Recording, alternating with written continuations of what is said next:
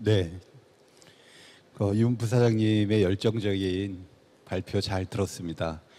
아까 제가 소개 받았는데요. 다시 한번 인사드리겠습니다. 연세대학교 컴퓨터과학과 이원석 교수고요. 작년부터는 일반 대학원의 디지털 애널리틱스 융합 전공이라고 석사과정 데이터 사이언티스트를 전일제로 교육시키는 학과 주임 교수를 맡고 있습니다. 오늘 저는 진짜 저도 교수라 아까 기조강연 시간에 계속 얘기 나온 건데요.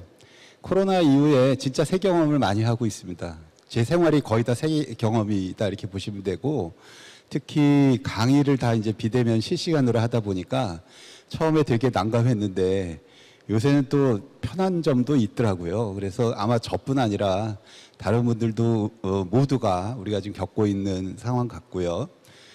근데 정말 오늘 여기 와보니까 또 새로운 경험을 하는 것 같습니다. 그러니까 토론 패널도 제가 이렇게 해본 적이 없어요. 그래서 이게 진짜 세상이 변하고 있구나. 우리가 얘기하는 디지털 트랜스포메이션이 가속화되고 있다를 진짜 느끼고 있고요. 오늘 진짜 좋은 이 제목도 보시면 위대한 변화 너무 잘 지신 것 같아요. 그리고 아주 시적절하게 이렇게 모여서 비록 온라인이지만 오히려 이게 영상이 남더라고요. 그래서 모든 사람이 이후에도 볼 수 있어서 정말 좋은 기회를 만들어 주셔서 너무 감사하다 이렇게 말씀드리고요. 오늘 모신 분들 정말 좋은 말씀 많은 토론 해주실 것 같아서 기대되고 있습니다. 우리나라의 위대한 변화가 여기서부터 시작됐으면 좋겠습니다. 발표하시느라고 열정적으로 하시느라고 힘들으셨겠지만 지금 제가 질문을 오늘 토론 패널 토의는요 제가 한 2개 정도 오신 분들한테 질문을 드리고 각각에 대해서 한 3분 정도 시간을 드리겠습니다. 그리고 약간 거기에 첨언을 하셔도 되고 제가 질문을 안 드린 내용을 또 생각하고 계신 게 우리의 위대한 변화를 위해서 있으시면 해주시면 되고요. 그래서 6분 정도로 이렇게 돌아가면서 토의를 하고 패널들의 토의가 다 끝나면 비대면으로 우리 청중분들께서 질문하시는 거를 또 답변 드리는 토의하는 그런 시간을 갖도록 하겠습니다.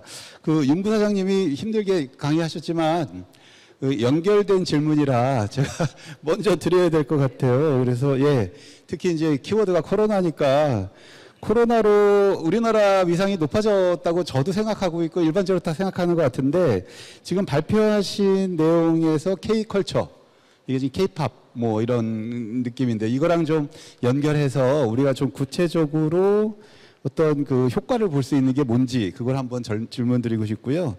두 번째는 지금 레버리지로 얘기하셨던 K컬처, K헬스 이거와 더불어서 우리 지금 제목이 K디지털 해서 우리나라의 디지털이니까 이걸 좀 확장하는 그런 방향에서 KDNA, 데이터 네트워크 AI죠.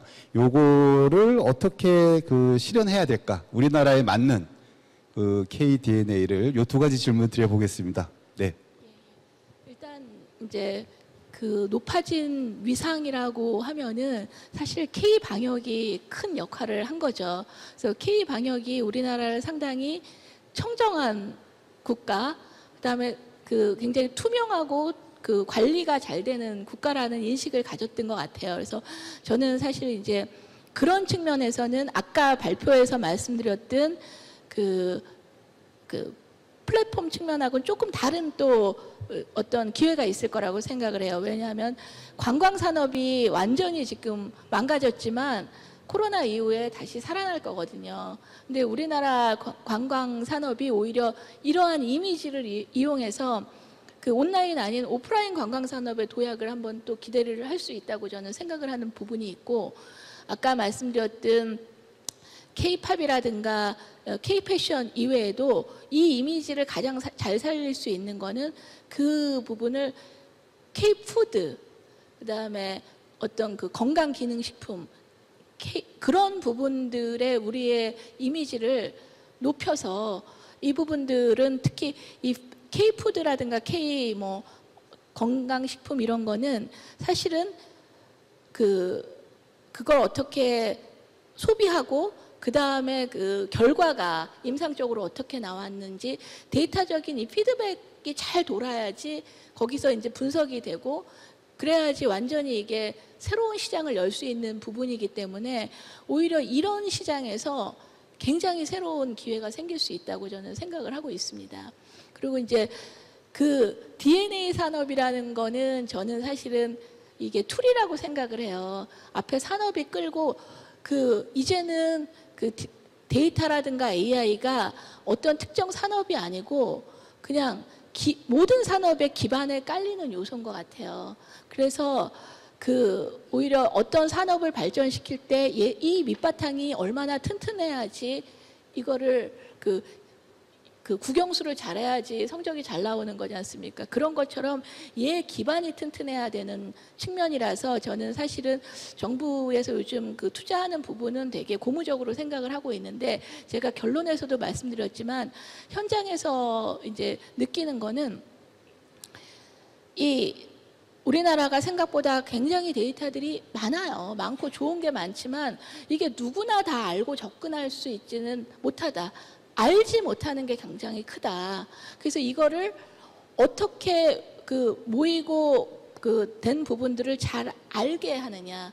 그래서 지금 공공에서는 국가 데이터 맵이라는 사업도 하고 있거든요. 근데 이런 부분들을 민간을 포용을 해서 정보의 격차를 해소시키는 게 굉장히 중요할 거라고 생각을 하고 또 하나는 표준화 이슈는 이거는 제가 볼 때는 기본 중에 기본이라고 생각을 합니다. 그래서 이 뭐 사람이라든지 모든 산업군의 표준화가 조금 더 세분화돼서 왜냐하면 저희가 온라인 유통이라는 게 그렇게 발전이 됐다고 하지만 메타 쇼핑을 해보려고 그러면 이 뭐 의류라든가 이런 것들의 표준화가 거의 이루어지지 않았어요. 그래서 이거에 융합 시너지를 내기가 상당히 어렵고 이런 부분들의 기초가 튼튼해야 우리가 이 DNA 산업에서 언젠가 퀀텀 점프를 할 수 있지 않을까 해서 이런 부분들을 정부랑 민간이 노력을 많이 기울여야 돼야지 기초가 튼튼해야지 발전을 할 수 있을 거라고 생각을 합니다. 네, 그 말씀 감사하고요.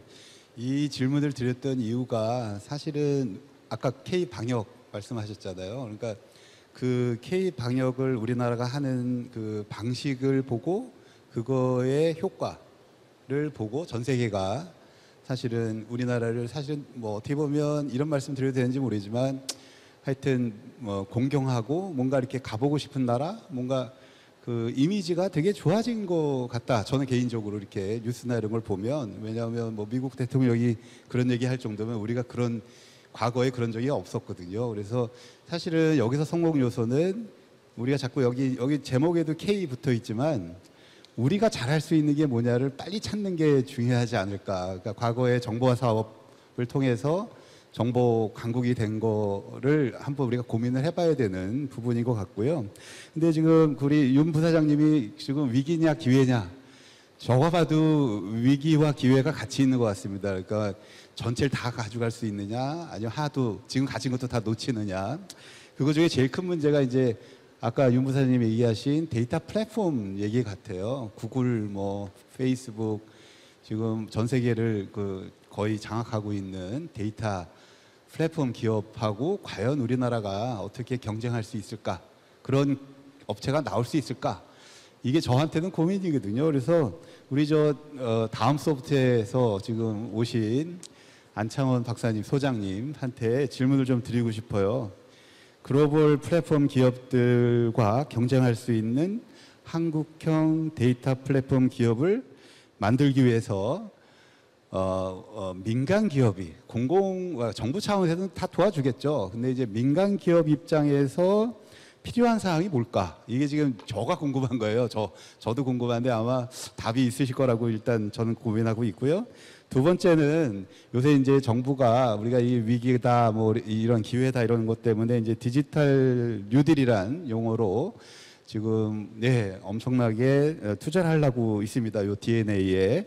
그래서 디지털 뉴딜로 우리나라의 DNA를 KDNA로 과거의 산업화 DNA잖아요. 정보화 DNA로 바꾸려면 정부가 시급히 추진해야 될 과제는 도대체 뭘까? 요 두 가지 질문을 한번 드려보겠습니다. 부탁드리겠습니다.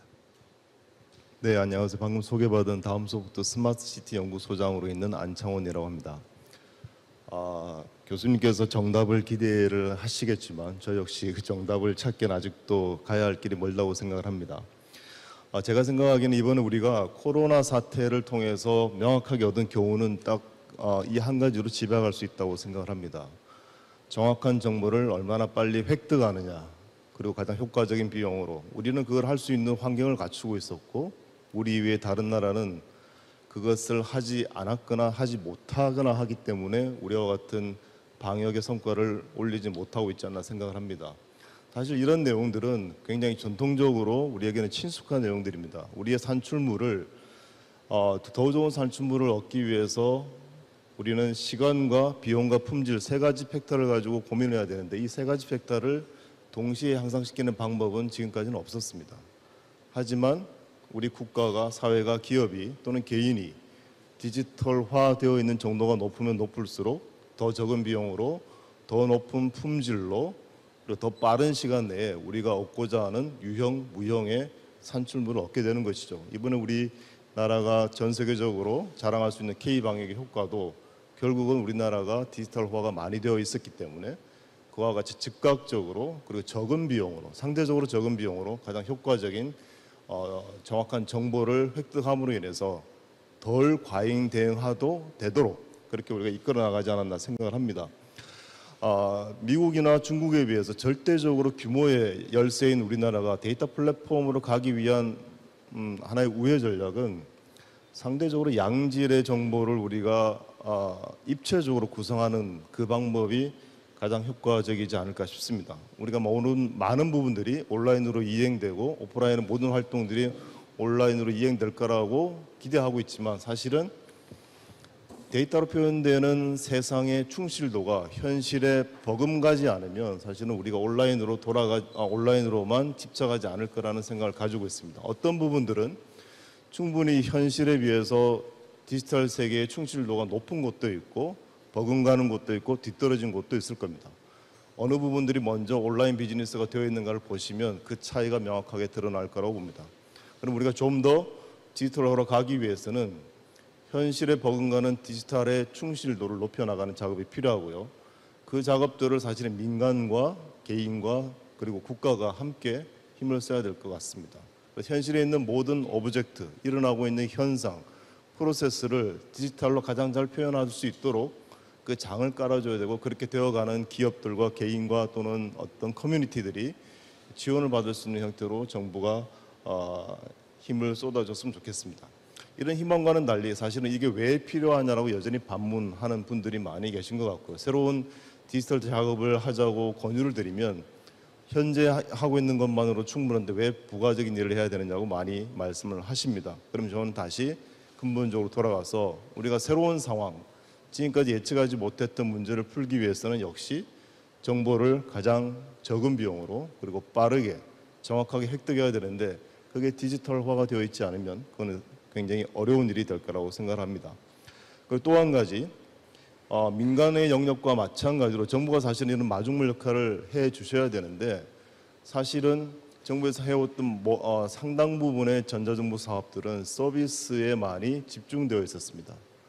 데이터를 더 들여다보고 데이터를 보편적인 목적으로 사용할 수 있도록 정제하고 입체적으로 재구성하는 작업은 사실은 등한시되었고, 그 데이터의 일부적인 효과만 볼 수 있는 서비스에 집중함으로 인해서 우리가 쓸 수 있는 데이터의 양과 질이 상대적으로는 낮아져 있지 않나 생각을 합니다. 그래서 이제 서비스는 지금 이제 정부의 방침이 많이 바뀐 것 같습니다. 데이터도 공개하고 공공 서비스도 민간에 위탁을 하거나 또는 API를 공개해서 민간으로부터 민간이 필요한 서비스를 자체적으로 만들 수 있는 환경으로 많이 나아가시는 것 같습니다. 그게 저는 옳은 방향이라고 생각이 되고요. 그와 더불어 정부에서 생성되는 공공 데이터의 품질, 이거를 좀 더 향상시키는데 많은 자원이 필요하다는 것을 인식해 주시고 앞으로 예산도 그 방향으로 써주셨으면 좋겠습니다.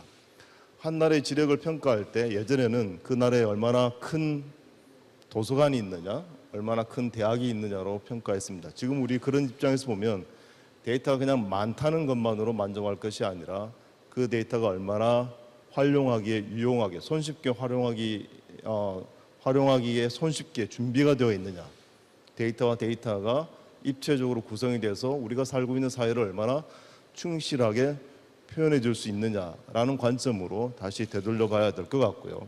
그래서 많은 산업 영역에서 디지털 트윈을 얘기를 하고 있습니다. 우리는 그 디지털 트윈의 개념을 데이터의 융합, 지식의 융합이라는 측면에서 볼 때 이게 산업 영역에만 국한할 게 아니라 우리가 생각하는 스마트 시티 또는 스마트 네이션의 가장 중추적인 백오피스 인프라로 이제는 개념을 잡고 함께 준비해 나가야 할 때가 아닌가 그렇게 생각을 합니다.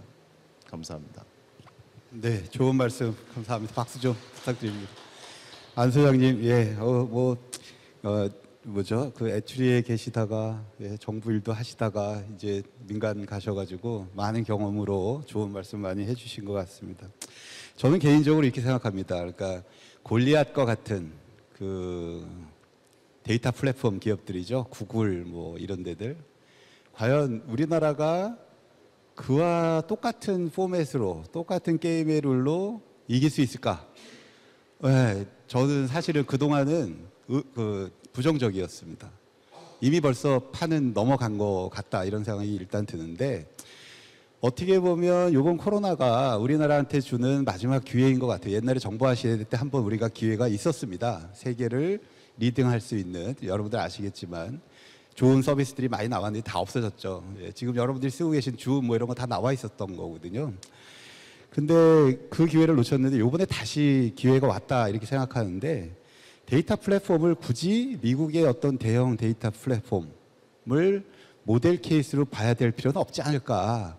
우리가 KDNA를 볼 때는 우리한테 있는 그 영역이 있습니다. 특히 하나가 이제 엣지 컴퓨팅이거든요. KT가 지금 계속 그 브랜드로 하시고 계신 건데 결국은 이 엣지 컴퓨팅이라는 거는 글로벌 서비스가 아니라 내 근처에서 하는 거니까. 그래서 사실은 엣지 데이터 플랫폼 기업 이런 것들이 제조업 기반의 어떤 우리 생활 속의 어떤 실시간 빅데이터를 쓰는 우리나라 국민 서비스에서는 새로운 서비스들이 도출할 수 있는 지금 미국 대형 데이터 플랫폼 기업들이 못하고 있는 그런 니치 마켓이 분명히 있을 것 같고요. 그다음에 두 번째는 지금의 데이터 플랫폼 기업이 서비스를 통해서 전 세계 사람들의 데이터를 긁어 모으는 그런 모델이었다면 우리 K 데이터 플랫폼은 데이터들을 서로 공유하는, 서로 주고받는 이런 모델. 그러니까 한 기업이 자기가 다 가져가는, 독식하는 그런 모델이 아니라 그래서 우리가 요새 얘기하잖아요. 데이터 고속도로. 우리가 지금 초고속 통신망을 통해서 정보 사회를 이루었듯이 우리나라에 지금 절실히 필요한 거는 어느 한 업체가 엄청난 데이터를 가지고 전 세계를 가져가는 이 모델은 약간 그런 기업이 나오면 좋겠지만 그것보다는 이런 데이터 고속도로 실시간으로 데이터들이 서로 주고받고 하면서 시너지가 나는 이런 데이터 플랫폼이 좀 구상을 좀 해야 되지 않을까 그런 생각 좀 해봅니다. 그리고 제가 말이 좀 길어지는데 디지털 뉴딜 같은 경우는 저는 이 용어를 데이터 뉴딜로 바꿨으면 해요. 사실은 디지털 뉴딜 큰 테두리 안에 우리가 새로운 딜을 만들어야 될 케이스가 되게 많은데 데이터에 대한 딜, 소비자와 공급자, 그다음에 공공과 민간, 뭐 회사와 회사끼리의 딜이 없어요. 그러니까 유통이 안 되는 것 같아요. 그러니까 이런 딜, 어떻게 딜을 할 거냐, 이런 부분에 대해서 새로운 딜을 만들고 그걸 정부가 좀 지원해야 되지 않을까 그런 생각을 해봅니다. 하여튼 제가 좀 말이 많았는데요. 우리가 이제 패널 토의를 그래서 좀 아픈 영역으로 가겠습니다. 아픈 영역이 어디냐면 우리나라 제조국 강국이에요. 제조국 강국이잖아요. 우리가 여지껏 발전했던 가장 큰 이유는 제가 볼 때는 분업입니다. 분업. 그게 제조업에서 활성화가 됐고 정보화도 이제 진행이 됐는데 과연 앞으로 코로나 이후에도 이 제조업 강국이 계속 유지될 거냐? 이 부분에 대해서 우리 지금 LG전자에서 오신 서희 팀장님께 질문을 좀 드려볼까 합니다. 그래서 우리나라의 강점이 제조업을 세계적으로 주도하기 위한 DNA는 뭐냐? 그러니까 제조업이 바뀌어야 되죠. 삼성전자도 이제 더 이상 제조업체가 아니라고 선언하신 것 같고 데이터 기업이라고 그러셨는데 도대체 그러려면 DNA가 어떻게 바뀌어야 되는지 요거에 대한 질문을 좀 드릴 것 같고 고민을 많이 하셨을 것 같고 두 번째는 우리나라 기업이 글로벌 데이터 플랫폼 기업으로 발전할 수 있는지 다시 한번 질문을 좀 드려볼게요. 그러니까 아마 LG전자도 이제 글로벌을 다 보고 계시니까 그래서 이를 위해서 어떤 정부의 지원이 진짜 필요하신지 그런 것도 하나 질문을 또 한번 드려보겠습니다. 네. 안녕하십니까. 저 LG전자에서 빅데이터하고 이제 챗봇 관련돼서 업무를 좀 진행을 했었던 서희라고 합니다.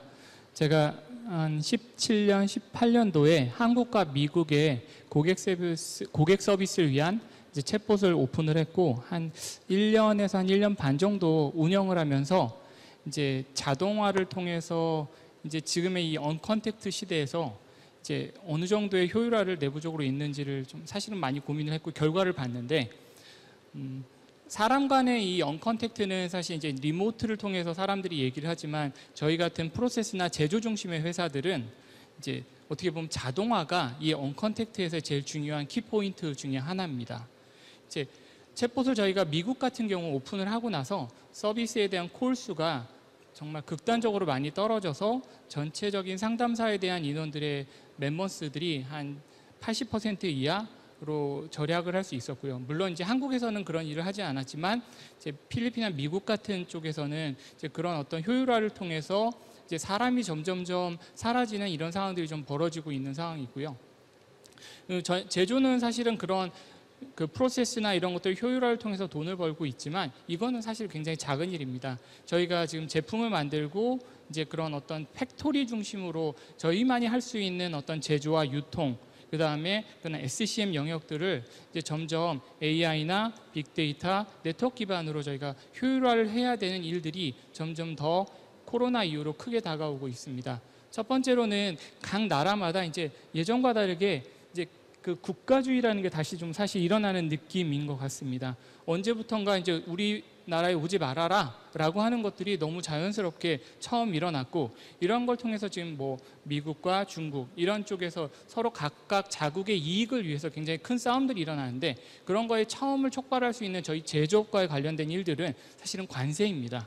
그러면 이런 관세 문제들을 사실은 제조업체에서는 덤핑이라고 하는 가장 큰 고민들이 있기 때문에 그렇다면 현지에서 팩토리를 만들고 거기를 통해서 현지 생산에 대한 다양한 고민들을 해야 되는 타이밍들이 왔고 일부 많은 회사들이 그러한 일들을 하고 있음에 불구하고 이제 이런 것들이 사람 중심의 어떤 인건비나 이런 것들이 굉장히 컸습니다. 근데 이제 이런 언컨택트 시대에 AI나 빅데이터를 통해서 효율화가 자동화되어지면 사실 이런 일들이 굉장히 유연화되어질 수 있고 이런 공정의 라인들이 이제 사실 이제 제조를 통해서 만들어지는 산출물이긴 하지만 효율화를 통해서 또 하나의 상품과 우리나라를 위한 하나의 또 다른 서비스 모형이 되어질 수 있다라고 제조업체 입장에서는 좀 이해를 하고 있고요.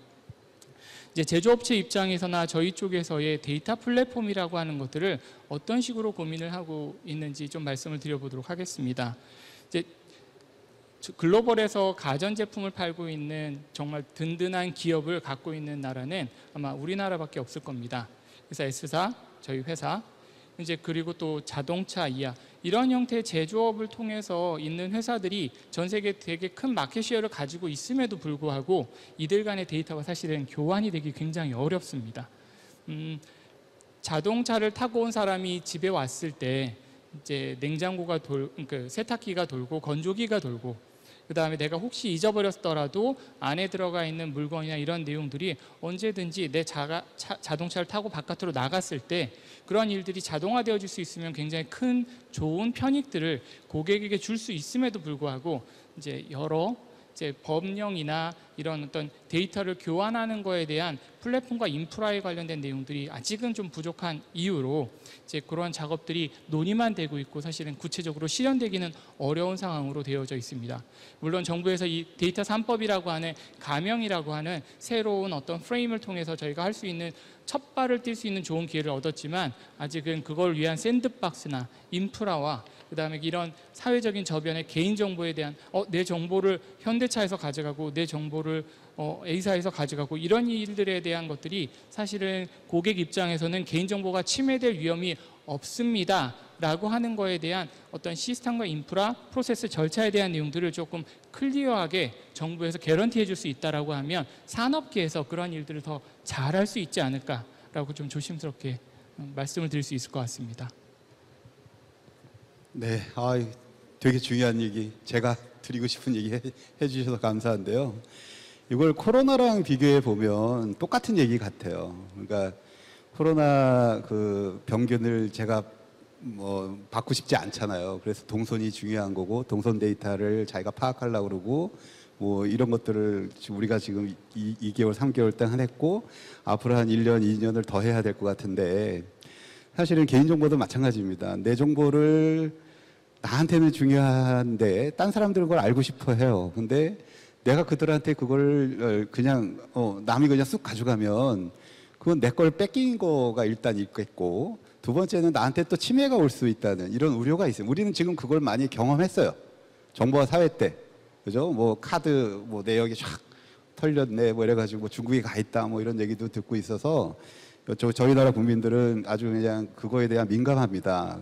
그래서 아까 제가 데이터 뉴딜 얘기한 것도 근데 이거를 넘으셔야 됩니다. 근데 이제 이걸 넘을 때 아까 얘기한 대로 야 코로나에 60% 걸리면 돼 이런 식으로 가는 나라도 있지만 우리나라는 품격 있게 전 세계의 어떤 그 이미지가 좋은 이거를 어떻게 풀어가느냐 이걸 또 전 세계가 볼 것 같아요.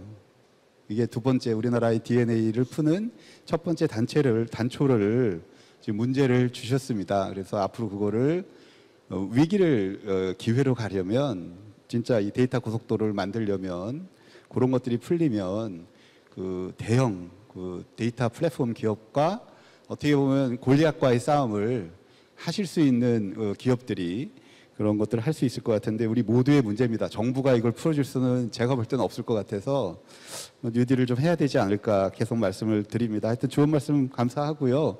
근데 이게 아픈 부분이라고 말씀드리는 이유가 제조업이 자꾸 죽고 있어요. 아까 뭐 현대자동차 쭉 내려간다는 게 들으면 안타깝습니다. 사실은 똑같이 세계에서 경쟁해서 제조업끼리 1등을 하면 이게 내려갈 게 없는데 그래서 상대적으로 지금 우리나라 환경에서 제조업이 별로 중국과 미국 사이 또는 베트남 이런 데서 별로 상대 우위가 없어지는 거 아니냐 이런 생각이 자꾸 들어서 더더욱이 KDNA가 지금 수혈돼야 되는 영역 같습니다. 하여튼 그건 좀 이따 더 말씀을 드리고요.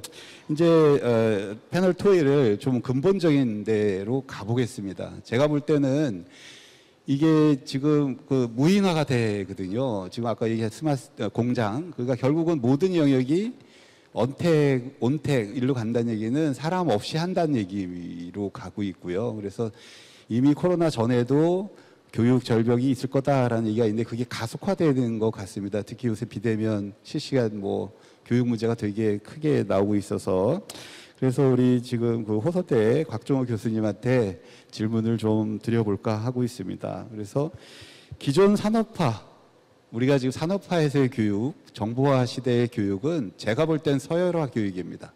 1등부터 저기 60만인가요? 그 수능 시험 보면 서열화를 쫙 정해서 그 서열화 높은 사람이 좋은 직장을 가는, 좋은 대학을 가고, 근데 과연 그게 앞으로 우리가 코로나 이후에 4차 산업혁명 시대, 데이터 시대에 맞는 걸까? 특히 인공지능이라는 기계와 그 싸워야 되는 교육이 그래서 이런 서열화 교육과 비교해서 4차 산업혁명 사회에 적합한 데이터 AI 교육 혁신 방법은 뭘까를 질문 드리고 싶은데요. 진짜 구체적으로 지금 일어나고 있는 것 같아요. 조금씩은요. 근데 이 속도로는 안 될 것 같아요. 뭐 AI 대학원 만드네, 뭐 학부에 AI 학부 만드네 이런 얘기들이 나옵니다. 근데 과연 이런 속도로 이런 규모로 교육 혁신을 해서 우리의 우리의 위기를 기회로 바꿀 수 있을까? 이게 지금 저의 고민이고요. 그걸 질문을 드리고 또 하나가 정부의 원격 교육, 비대면 교육 체계 구축의 바람직한 방향은 무엇이라고 생각하는지 지금 이거는 고등학교, 중학교 교육에 대한 전체적인 문제고요. 특히 AI를 우리가 막 하려고 그러면 결국은 직장을 잃어버린다 이런 반대급부 얘기가 많이 나오거든요. 그 문제를 해결 또 이것도 품격 있게 해결하지 않으면 우리가 지금 기회로 만들 수 없을 것 같아서 이 두 가지 질문 드려봅니다. 네. 네. 예, 호서대학교의 박정호라고 합니다. 빅데이터 경영공학부에 있고요. 그 AI 사업단의 센터장으로 일을 하고 있어서 아마 초대해 주신 게 아닌가 싶고요.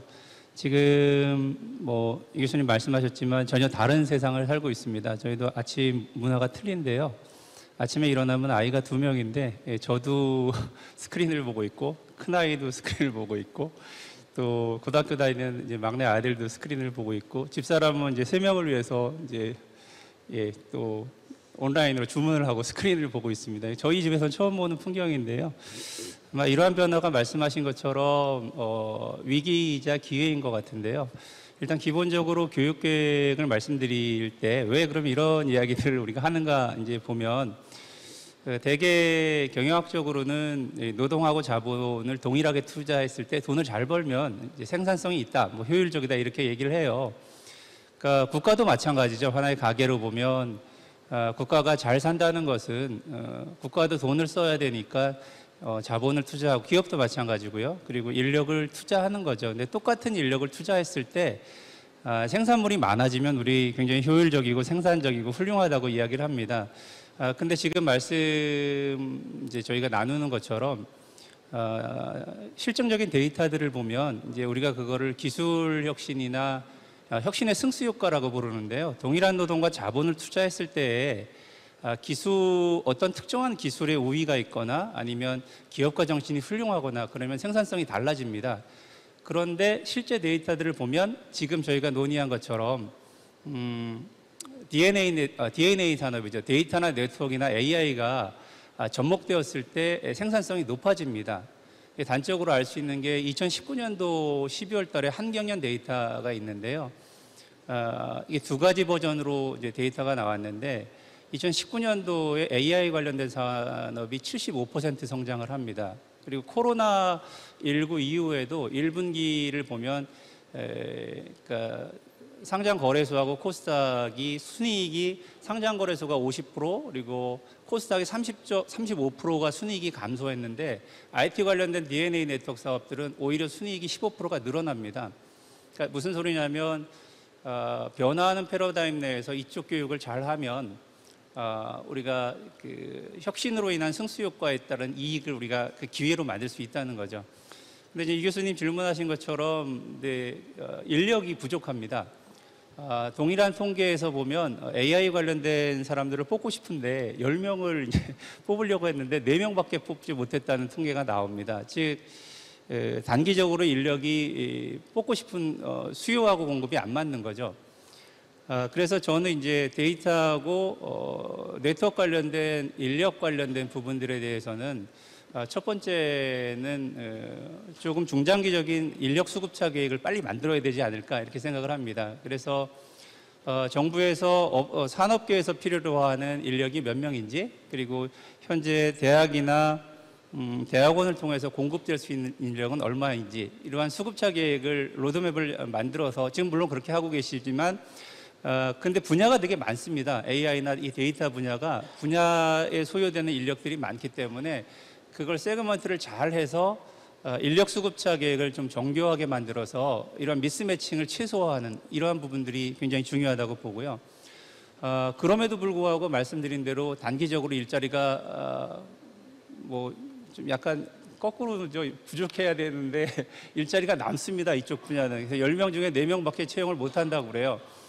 그러면 그 단기적인 인력은 산업에 문제가 되니까 일단은 조금 급한 정책을 통해서 수급할 수밖에 없습니다. 그래서 지금 정부에서 국장님 계시지만 대학에는 AI 소프트 대학 혁신 사업이란 걸 하고 있고요. 한 전국의 40개 대학들이 이 사업에 참여를 하고 있습니다. 그리고 AI 융합 대학원 사업이 최근 지원이 됐는데 7개 대학들이 지금 이제 되었죠. 그래서 그 지역을 기반으로 한 대학들이 그 지역 인근의 클러스터 역할을 하면서 산업체들과 협력하면서 아까 소장님 말씀하신 것처럼 이제 산업체랑 협력하면서 AI 관련된 바틀렉들을 대학 중심의 인력에서 해소하는 방식으로 접근하는 게 저는 맞다고 보고요. 저희 학교 케이스를 조금 말씀을 드리면 일단은 저희 같은 경우에는 전공 인력 같은 경우에는 이제 저희가 아산 천안 지역에 있는데 삼성하고 현대자동차하고 관련된 업체들이 많이 모여 있습니다. 그래서 수요 조사를 해서 저희가 이제 PBL 방식의 교육을 하고 있습니다. 이제 프로블럼이라고 하는 건데요. 업체에서 실제 문제가 뭔지를 분석을 하고 그거를 여러 전공 분야 교수님들, 특히 이제 AI 관련된 교수님들을 포함한 데이터 쪽하고 같이 그 기업의 문제를 해결하는 방식으로 교육을 합니다. 전공 교육을. 그러니까 실질적인 문제들을 해결하는 방식으로 전공 교육을 하고요. 두 번째는 이제 융복학 관련된 부분들은 아까 말씀드린 대로 이게 사회문절이나 다양한 전공에서도 필요하니까 예를 들면 경영학과 같은 경우에는 AI 저희 이제 모든 학과에 AI 주간 교수라는 게 있는데 학과장 개념입니다. AI 주간 교수님들하고 이제 저희 같은 경우에는 이제 관련 전공 교수님들하고 협업하는 팀 티칭을 하는데요. 그렇게 해서 만들어진 과목들이 예를 들면 이런 겁니다. 이제 경영학과 같은 경우에는 AI를 가지고 시뮬레이션해요. 그러니까 주식 투자를 AI를 가지고 하는 경연대회라는 과목들이 있습니다. 전략을 짜고 이런 것들이 이제 발굴이 되고요. 예, 그래서 단기적으로는 어쨌든 다음에 저희 학교 같은 경우에는 기초교육 교양 쪽에서는 입학 전부터 졸업 때까지 저희 졸업하면 16학점을 컴퓨터 교육을 필수화했습니다. 무조건 졸업하면 16개 컴퓨터 코딩 과목을 듣고 졸업을 할 수가 있습니다. 이렇게 해서 졸업했을 때 최소한 활용은 가능하도록 하는 이런 형태로 운영을 하고 있는데요. 저희뿐만 아니라 지금 40여 개 대학이 이런 특성화 모델이 있어야지 이제 이 사업 승인을 받을 수 있는데 단기적으로는 이러한 형태의 교육 체계를 통해서 고용 AI나 데이터 분야의 이제 미스매칭을 해결하는 방식이 되게 중요할 것 같고요. 장기적으로는 이제 2018년도에 초중고부터 해서 그 소위 이야기하는 소프트웨어 리터러시 교육이 도입이 됐습니다. 그러니까 아까 이 교수님 말씀하신 대로 그 사회과학적 교육이 아니라 컴퓨팅적으로 사고하고 문제를 해결하는 방식의 접근이 이루어지고 있는 거죠. 초등학교, 초중, 고등학교 때부터요. 근데 여기에 이제 코딩 기법들이 되게 다양한데 뭐 스크래치나 레고나 그 수준이 다양한데 이것들을 아이들 연령대에 맞추어서 커리큘럼을 짜는 게 쉬운 일이 아닙니다. 그래서 이러한 부분들을 체계화하고 선생님들을 잘 협업해서 이제 역량을 높이고 이런 부분들이 필요하다고 보고요. 특히 중요한 게 저희가 소프트웨어 리터러시라는 개념은 컴퓨팅적으로 사고하고 그러한 필수적인 능력을 가지고 이렇게 사회나 나와서 기여할 수 있어야 되는데 단적으로 윤리의식이 전제가 되지 않으면 상당히 역기능이 나올 수가 있습니다. 그래서 저희가 지금 N번방 케이스에서도 나올 수 있지만 학생들로 하여금 이러한 소프트웨어를 사용하는 부분들에 대한 역기능에 따른 디지털 리터러시의 이제 교육의 마지막은 이제 윤리교육 같은 부분들, 소프트웨어나 디지털 윤리교육, 이제 우리가 소위 이야기하는 디지털 디바이드의 범주죠. 정보격차나 스마트 격차의 범주에 속하는데 그러한 교육들까지가 수반될 필요성이 있지 않나 이제 이렇게 보고요. 짧게 1분만 비대면만 간단히 말씀을 드리겠습니다. 아까 질문하신 비대면 관련된 부분들에서는 아까 저희 집 분위기가 이상한 것처럼 비대면 쪽은 장점이 많지만 또 역기능에 대한 보완이 저는 필요하다고 봅니다. 가령 장점이라고 하면 저 같은 경우에도 이제 저희도 구글 미트나 줌을 가지고 대면 교육을 합니다. 근데 재미있는 게 그런 대면 교육을 할 때 원래 질문을 안 하던 학생들도 이 채팅창으로 질문할 수가 있어요. 그러니까 익명성과 직접적 대면이 아니니까 오히려 커뮤니케이션이 늘어나는 이런 긍정적인 효과들이 있습니다. 그래서 교육 그 교과목의 특성에 따라서 온 오프라인 융합형 방식의 커리큘럼을 만들어내는 게 굉장히 저는 중요하다고 보고요. 이러한 과정에서 아까 우리 부사장님 말씀하신 것처럼 소외되는 학생들이 있습니다. 예를 들면 저학년들은 디지털 기기가 익숙하지 않고 초등학교 저학년들은요. 그리고 또 그 다문화 가정이라든가 또 스마트 디바이스 돈이 없어서 막 다가구 간 자녀 같은 경우에는 노트북이나 컴퓨터를 여러 대를 사야 되잖아요. 같이 수업을 하니까. 이러한 면에서 정부가 이제 보편적 서비스, 그러니까 기본적인 통신권의 범위를 초고속 인터넷을 넘어서 억세스와 디바이스로까지 한번 확대하는 방안들 같은 것들을 검토를 해야 되지 않을까 생각이 됩니다. 저는 여기까지 하겠습니다. 네, 교육 쪽에 말씀하실 게 되게 많네요. 저도 많습니다. 아주 자세하게 말씀해 주셨는데요. 저는 솔직히 말씀을 드리면 지금 교육이 더 이상은 이렇게 가면 안 된다라는 생각합니다. 사실은 지금 특히 코로나 이후에 진짜로 세계가 변하는데 지금 계속 지적은 됐죠. 교육이 변해야 돼요. 그러니까 한마디로 말씀드리면 가르칠 수 있는 걸 가르치고 있지 학생들이 배워야 될 걸 배우고 있냐.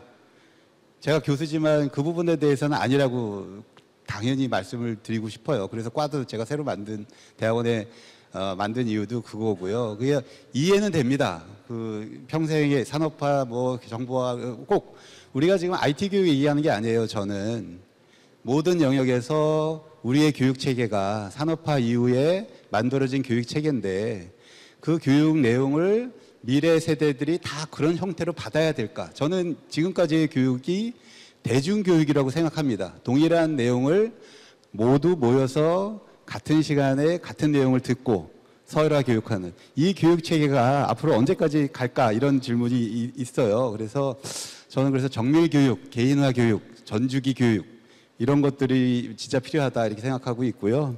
자, 시간이 많이 가서 더 말씀드리기 쉽게 있는데 다음 기회에 말씀드리고요. 마지막에 이 모든 거에 마중물 역할을 해야 될 것 같은데 정부에서 오신 오상진 정책관님께 두 가지 질문 드려보겠습니다. DNA 영역에서 현재 한국의 강점, 약점, 기회 그리고 위험 요소는 뭐라고 생각하시는지와 국가 차원에서 데이터와 AI 활용 생태계를 활성화하기 위한 핵심 전략은 어떻게 생각하고 계시는지 질문 드려보겠습니다. 네, 안녕하십니까. 조금 전에 소개받은 과학기술정보통신부에서 온 오상진입니다. DNA 관련해서 포괄적인 질문을 주셨는데요. 오늘 제가 전체적으로 그 데이터와 AI에 대해서 데이터가 굉장히 중요합니다. 굉장히 중요한데 또 너무 많은 말씀을 주셨기 때문에 우선 네트워크 분야부터 좀 간단하게 의견을 드리고 다음 말씀을 드리도록 하겠습니다. 네트워크 분야에 대해서는 우리나라가 그 네트워크 강국이다라는 부분에 대해서 많은 분들이 다 동의하실 겁니다. 인터넷이 빠른 나라고 이동통신이 잘 되는 나라죠. 또 한편 최근에는 그 5G 통신망이 구축되면서 세계 최초로 구축했고 서비스도 아주 원활하게 런치가 된 그런 상태가 되겠습니다. 그래서 제가 최근에 통계를 보니까 19% 되는 그 휴대폰 이용자분들이 5G로 이미 올마간 상태가 되는데 굉장히 고무적인 상황이라고 보는데 근데 여기서 저희가 꼭 간과하지 말아야 될 부분이 있습니다. 예를 들면 이동통신망이라는 게 한 세대가 만들어지고 발전하기 위해서는 굉장히 많은 기획이 있어야 되고 또 엄청난 투자가 있어야 되거든요. 근데 이걸 마치 이제 주어진 것처럼 당연히 제공되는 서비스인 것처럼 이렇게 좀 인식하게 되면은 그 장래에는 또 다른 이제 문제가 불거질 수 있다. 이런 부분에 대해서 말씀드리고 저희가 조금 이제 강조해서 말씀드리는 부분은 저희는 이제 이동통신, 그러니까 5G 같은 게 새로 깔리고 거기서 새로운 부가가치가 만들어지고 또 그 부가가치를 바탕으로 해서 새로운 자본이 그 통신망을 계속 발전시키고 확대시켜가는 그런 어떤 선순환적인 관계가 계속 유지돼야 된다. 이런 부분에 대해서 말씀을 드립니다. 네트워크가 워낙 잘 되다 보니까 오늘 별로 화제도 안 되는데 그 말씀을 꼭 드려야 되는 포인트가 아닌가 싶고요. 한편 아까 저희는 이런 어떤 선순환적인 관계를 가지고 5G 생태계라고 부릅니다. 5G 생태계를 육성해보자.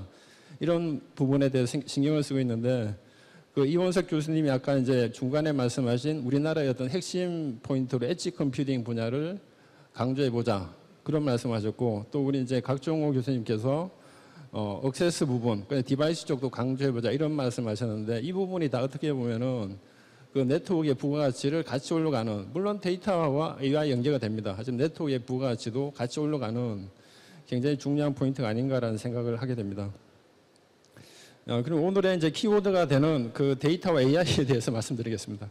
워낙 좋은 말씀을 많이 주셔가지고 제가 이제 덧붙일 부분이 있을까 싶을 정도인데 정부의 그 데이터와 AI의 정책은 간단하게 요약하면은 데이터 경제를 육성하고 또 AI 강국을 만들어 보자. 이렇게 이제 요약이 가능할 것 같습니다.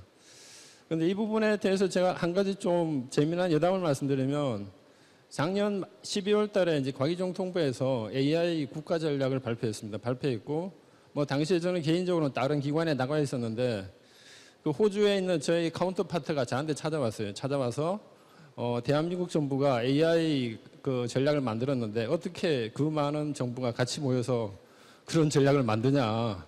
되게 이제 의아하게 저한테 질문을 하는 거예요. 그래서 저는 되게 아니 당연한 거 아니냐. 국가적인 어젠다가 있으면 여러 부처가 모여서 의기투합해서 국가 정책을 만들고 열심히 프로모션 해야 되는 게 당연한 게 아니냐. 만약에 잘 안 되면은 뭐 상급기관, 뭐 우리 같은 경우에는 총리실이나 청와대가 되겠죠. 상급기관에서 조종해서 다시 한번 의기투합하도록 이렇게 유도하는 이런 과정을 통해서 국가 전략이 만들어지는데 제가 그때 느낀 거는 그런 우리가 보기에 되게 자연스러운 과정인데 소위 그 선진국이라고 하는 나라에서는 그게 잘 안 될 수도 있구나. 그런 걸 이제 새삼스럽게 깨달았습니다. 그런 부분이 저희가 최근에 이제 코로나 사태에서 보면은 또 여러 가지 이제 나라 간의 비교가 되잖아요. 그런 면에서도 우리나라가 정말 이제 기민하게 사회적 어젠다를 잘 케어하고 있구나. 이런 부분을 확인하는 그런 계기가 된 것 같습니다.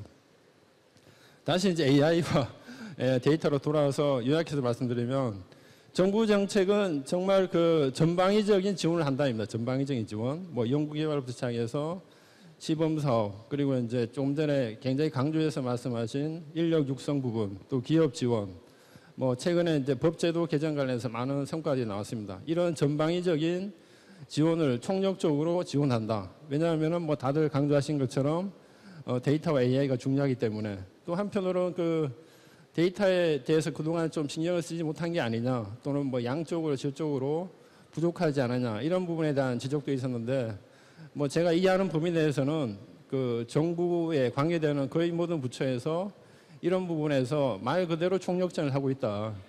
이렇게 이제 확인해서 말씀드릴 수 있을 것 같습니다. 근데 한편 오늘 제가 굉장히 중요한 또 테마를 그 여러분들이 말씀해 주셨는데요. 그것은 이제 그 무역에 대한 얘기입니다. 뭐 여러분도 잘 아시겠지만 말씀하신 것처럼 글로벌리즘이 점점 쇠퇴하고 새로 이제 국가주의라는 그 새로운 트렌드가 쭉 만들어지고 있습니다. 뭐 조금 이제 지난 얘기지만 여담을 말씀드리면 제가 한 22년 전에 우리나라가 WTO 가입하고 자유무역 그 협정에 가입하고 자유무역 세계로 뛰어들어갔죠. 뛰어들어갔을 때 당시 공무원들이 어떤 정책을 새로 기획하게 되면은 이게 WTO 규정에 맞는지 안 맞는지를 사전 스크린을 하게 됩니다. 이게 어떤 국가 간의 어떤 무역 행위에 불공정한 행위가 있는 건지 아닌지를 사전에 스크린하는 그런 과정이 있었는데 세월이 점점 지나가니까 그런 행위들이 계속 이제 강도가 줄어들고 최근에는 굉장히 국가주의적인 그러니까 뭐 정부 입장에서는 아주 과감한 정책을 만들어도 뭐 국내적으로 또는 국외적으로 다 이해가 되는 수용이 되는 그런 상황으로 가고 있습니다. 그런 상황으로 가고 있기 때문에 정부에서 보다 과감한 정책을 계속해서 만들어야 되고 또 만들 것으로 그렇게 저도 이해를 하고 있습니다. 한편 아까 이제 뭐 제조업 관련해서도 중간중간에 귀한 말씀 주셨는데 뭐 제조업 굉장히 중요합니다. 사실은 우리가 뭐 AI 데이터만 얘기를 하고 있지만 제조업을 유지하고 발전시켜야 될 당연한 이유가 있죠. 뭐 일자리 문제도 있고 또 새로운 부가가치를 계속 만들어야 되는 그런 부분이 있는데 이런 부분에 대해서도 정보통신 영역이 할 수 있는 부분이 많다고 생각합니다. 아까 그 전문가님 말씀하신 것처럼 스마트 팩토리 부분에서 당연히 정부가 특히 정보통신 분야에서 신경 써서 해야 될 부분이 있다고 보고 또 한편으로는 그 데이터 부분도 마찬가지로 중요하다는 거죠. 어떤 기업에 있는 그 해묵은 데이터 같은 것을 다시 발굴해서 거기서 이제 가치를 만들 수 있는 그런 부분에 대해서 정부가 지원하는 프로그램이 많습니다. 많고 뭐 앞으로 더 확장해야 될 부분이라고 생각을 하고 있고요. 그 외에도 뭐 그 조금 이제 다른 문제지만 뭐 굉장히 이제 원천적인 기술 분야, 뭐 소재 부품 분야 이런 분야도 놓쳐서는 안 되는 분야가 아닌가라는 생각을 하고 있습니다. 그래서 뭐 아까부터 시간이 부족하다고 시간을 계속 주시는데 이 정도로 마무리하도록 하겠습니다. 예, 감사합니다. 네, 감사합니다. 시간이 제가 짧게 드렸는데 빨리 가네요. 그 마지막으로 한번 제가 정책관님한테 이 말씀을 꼭 드려야 되는 것 같아서 우리는 정보화를 한번 경험했습니다. 정책관님도 젊으셨을 때 경험했고 저도 젊었을 때 경험했는데 지금 K-방역이 성공한 이유는 컨트롤 타워가 제 역할을 제대로 잘해서라고 생각하는데 지금 없는 것 같아요. DNA에 대해서는 있는 듯 없는 듯 뭐 근데 지금은 나서셔야 됩니다. 나서셔서 우리만의 KDNA 또는 뭐 이런 것들을 컨트롤 하셔야 되고 그걸 위해서 뉴딜을 해야 되는데 뉴딜은 과거 정보화 촉진기금 아시죠? 돈이 있으셔서 하셔야 됩니다. 이건 목적성 사업으로. 그래서 과거에 우리가 정보화 촉진기금을 만들어서 지금의 정보 강국을 만든 그 레슨이 있어요. 우리만의. 그걸 다시 한번 정말로 고민하셔서 추진하셨으면 좋겠고요. 그거를 그대로만 따라가. 우리가 교육에서요. 옛날에 정보 초고속만 만들어 놓고 아무도 안 써서 어떻게 했는지 아세요? 초등학교에 인터넷 교육을 다 집어넣었어요. 그러니까 쓰기 시작하는 거예요. 우리나라 교육열 때문에. 우리가 지금 그런 마중물이 필요합니다. 그냥 데이터 고속도로 만들었으니까 쓰는데 아무도 안 돼요. 딜이 안 되기 때문에. 그래서 이런 것들은 마중물 역할을 정부가 진짜 지금 위기입니다. 위기. 제가 볼 땐. 그거 좀 해주셨으면 좋겠고요. 자, 그 다음에 우리만 너무 얘기한 것 같아서